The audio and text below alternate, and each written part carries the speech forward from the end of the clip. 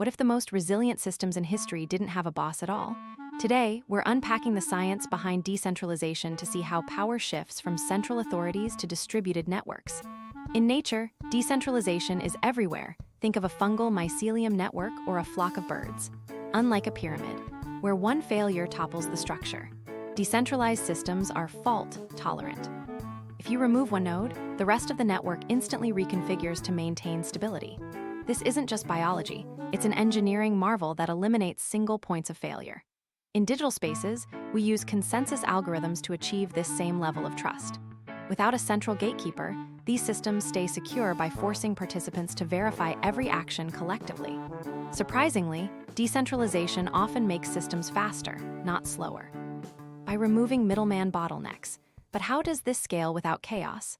The secret lies in math, not management. By replacing hierarchy with code, we create systems that are censorship, resistant, and permanent. True decentralization isn't just about removing the middleman, it's about redesigning trust itself. Subscribe for more deep dives into the technologies shaping our future.